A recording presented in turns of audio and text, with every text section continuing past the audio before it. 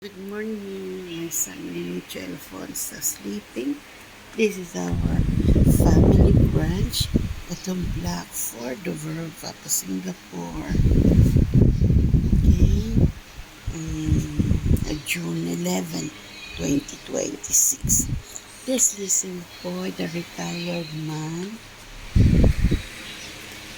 Okay, we're having vermicelli thick bihon with fried chicken, our favorite. Okay, it's so sweet that this is sweet. This chicken that tastes very sweet. Okay, at home Black Ford, the World Cup of Singapore, June 11, 2026. Enjoy vlogs at home Black Ford, the World Cup of Singapore, June 11, 2026.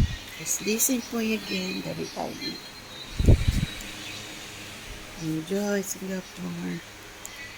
Ang Sunday ni John Alfonso. Sleeping.